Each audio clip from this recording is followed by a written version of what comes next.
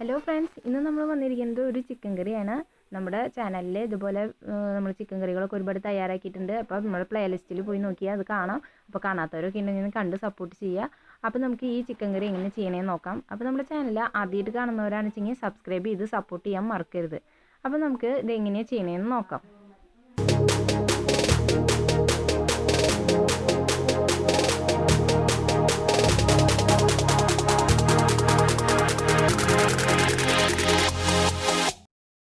അപ്പോൾ നമ്മളിവിടെ ഏകദേശം ഒരു 2 കിലോനോളം ചിക്കൻ ഉണ്ടായിരിക്കും. നമ്മൾ കഴുകി നല്ലൊരു സ്ട്രെയിനറിൽ വെച്ച് വെള്ളമൊക്കെ നന്നായി പോയതിന് ശേഷം ഉപ്പും മഞ്ഞൾപ്പൊടിയും കൂടി തിരുമ്മി വെച്ചതാണ്. ഏകദേശം 1 മണിക്കൂർ നേരമായിട്ടുണ്ട്. നമുക്കൊരു പാൻ വെച്ച് കൊടുക്കാം. അതിലേക്ക് ആവശ്യത്തിനുള്ള ഓയിൽ ഒഴിച്ച് കൊടുക്കുക.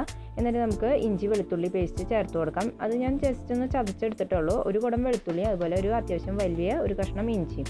ഇത് നന്നായിട്ടൊന്ന് പച്ചമണം മാറുന്നത് വരെ നമുക്ക് ഇളക്കി കൊടുക്കാം. അതിന് ശേഷം നമുക്ക് ഒരു 10 പച്ചമുളക് ചേർത്ത് കൊടുക്കാം. അത്യാവശ്യം നല്ല എരിവുള്ള മുളകാണ്. ഇത് ചേർത്ത് കൊടുത്തിട്ട് നന്നായി ഒന്ന് ഇളക്കി യോജിപ്പിക്കുക. അതിൻ്റെ പച്ചമണം മാറി വരുമ്പോൾ നമുക്ക് സവാള ചേർത്ത് ഇളക്കി കൊടുക്കാം. അപ്പോൾ നമ്മുടെ ഇഞ്ചി വെളുത്തുള്ളിയൊക്കെ ഒരുവിധം നന്നായി ആയി വന്നിട്ട് ഇനി നമുക്ക് കുറച്ച് കറിവേപ്പില ഇതിനകത്ത് ചേർത്ത് കൊടുക്കാം. അതിന് ശേഷം ഒരു 4 മീഡിയം സൈസ് വലിപ്പമുള്ള സവാള നമുക്ക് ഇതിനകത്ത് ചേർത്ത് കൊടുക്കാം. കുറച്ച് ഉപ്പും കൂടി ചേർത്ത് നന്നായി ഒന്ന് വഴറ്റിയെടുക്കുക. അപ്പോൾ സവാളയൊക്കെ നന്നായി ആയി വന്നതിന് ശേഷമാണ് നമുക്ക് ബാക്കിയുള്ള ഇൻഗ്രീഡിയൻസ് ഇടുക. അപ്പോൾ നമ്മളിതിലൊരു വ്യത്യാസം ചെയ്യുന്നത്, നമ്മൾ തക്കാളിയുടെ പേസ്റ്റ് ഉണ്ടല്ലോ, അത് നമ്മൾ അവസാനമാണ് ചേർക്കണം. ആ ഒരു ചെറിയ വ്യത്യാസം മാത്രമേ ഇതിനകത്തുള്ളൂ. അപ്പോൾ നമ്മുടെ സവാള നന്നായി ഒന്ന് വഴറ്റി കൊടുക്കുക.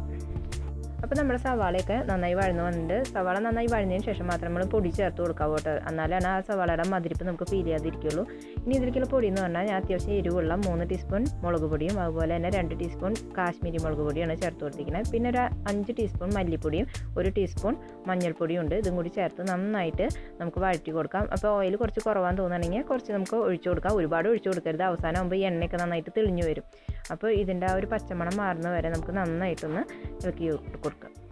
അപ്പോൾ ഇനി നമുക്ക് ചെയ്യേണ്ടത് ഗരം മസാല ചേർത്ത് കൊടുക്കാം. ഒരു 1.5 ടീസ്പൂണോളം ഗരം മസാല, നമ്മൾ ഹോം മെയ്ഡ് ഗരം മസാലയാണ്. അത് ചേർത്തിട്ട് നന്നായി ഇളക്കി യോജിപ്പിക്കുക. അതിന് ശേഷം നമുക്ക് ഇതിനകത്ത് ചിക്കൻ ചേർത്ത് കൊടുക്കാം. അപ്പോൾ ചിക്കൻ ചേർത്ത് കൊടുക്കുമ്പോൾ ഇപ്പോൾ നമ്മൾ വെള്ളമൊന്നും ചേർക്കേണ്ട ആവശ്യമില്ല. കാരണം നമ്മൾ ഗ്രേവി ടൈപ്പ് ചിക്കൻ കറി തന്നെയാണ് വെക്കണത്. പക്ഷേ ഈ ടൈമിൽ നമുക്ക് വെള്ളം ചേർത്ത് കൊടുക്കണ്ട. നന്നായി ഇളക്കി യോജിപ്പിക്കുക. എന്നിട്ട് അടച്ച് വെച്ച് വേവിച്ചെടുക്കുക. അത്രമാത്രമാണ് ഇപ്പോൾ ചെയ്യേണ്ടൂ. അല്ലാതെ ഇപ്പോൾ തന്നെ നമ്മൾ വെള്ളം ചേർക്കാൻ പാടില്ല. ഇപ്പോൾ വെള്ളം ചേർത്ത് കഴിഞ്ഞിട്ടുണ്ടെങ്കിൽ നമുക്കൊരു പച്ചമണം ഫീൽ ചെയ്യും. അപ്പോൾ അത് കാരണം കുറച്ച് കഴിഞ്ഞിട്ട് നമുക്ക് വെള്ളം ചേർക്കാം. അപ്പോൾ അടച്ച് വയ്ക്കാം. അപ്പോൾ നമ്മുടെ ഒരു ഹാഫ് കുക്കായ ചിക്കനിലേക്ക് ഉരുളൻകിഴങ്ങ് ചേർത്ത് കൊടുക്കാം. ഒരു 4 മീഡിയം സൈസ് വലുപ്പത്തിലുള്ള ഒരു 4 ഉരുളൻകിഴങ്ങ് നമുക്ക് ചേർത്ത് കൊടുക്കാം. അപ്പോൾ ഇതിലേക്ക് ഇപ്പോൾ നമ്മുടെ ചിക്കനിലുള്ള വെള്ളമൊക്കെ ആവശ്യത്തിന് ഇതിലേക്ക് ഇറങ്ങി വന്നിട്ടുണ്ട്. അപ്പോൾ നമുക്ക് ഉരുളൻകിഴങ്ങ് ചേർത്തിട്ട് ആവശ്യത്തിന് ഉപ്പും കൂടി ചേർത്തിട്ട് വീണ്ടും നമുക്ക് അടച്ചു വെച്ചൊന്ന് വേവിച്ചെടുക്കാം. അപ്പോൾ ചിക്കന് ഏറ്റവും നല്ലൊരു കോമ്പിനേഷൻ എന്ന് പറയുന്നത് ഉരുളൻകിഴങ്ങാണ്. നിങ്ങൾക്ക് ഇഷ്ടമുള്ളത് ഏത് വേണമെങ്കിലും ഇടാം കേട്ടോ. അപ്പോൾ ഗ്രേവി ടൈപ്പ് ആകുമ്പോൾ നമുക്ക് ഉരുളൻകിഴങ്ങായിരിക്കും കുറച്ച് നന്നായിരിക്കുക. അപ്പോൾ ഇനി നമുക്ക് ഒരു ഏകദേശം 1 മിനിറ്റ് 2 മിനിറ്റ് നേരമൊക്കെ അടച്ചു വെച്ചതിന് ശേഷം നമുക്ക് എടുത്ത് വെച്ചിരിക്കുന്ന തക്കാളി പേസ്റ്റ് ഇതിനകത്ത് ചേർത്ത് കൊടുക്കാം. അപ്പോൾ അത്യാവശ്യം വലിപ്പമുള്ള ഒരു 3 തക്കാളിയാണ് നമ്മൾ എടുത്തിരിക്കുന്നത്. ആ ഒരു ഇതാണ് നമ്മളിപ്പോൾ ഇതിൽ ചെയ്യുന്ന ഒരു പ്രത്യേകത എന്ന് പറയുന്നത് കേട്ടോ.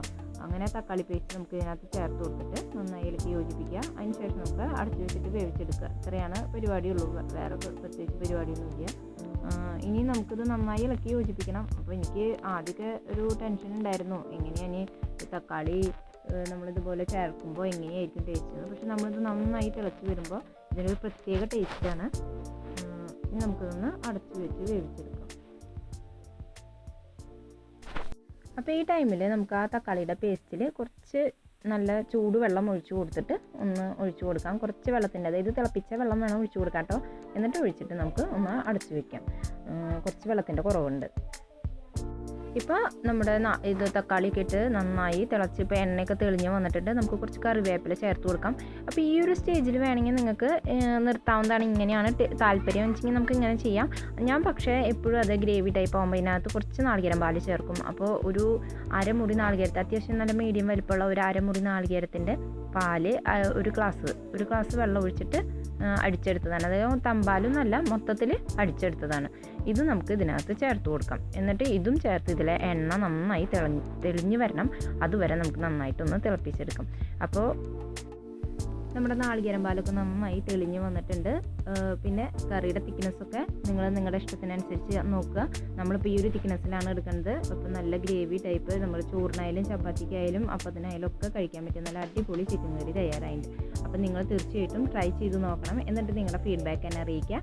അതുപോലെ തന്നെ നിങ്ങൾ ആദ്യമായിട്ടാണ് നമ്മുടെ ചാനൽ കാണുന്നത്, സബ്സ്ക്രൈബ് ചെയ്ത് സപ്പോർട്ട് ചെയ്യുക. അടുത്തൊരു വീഡിയോയിൽ കാണാം. Thank you.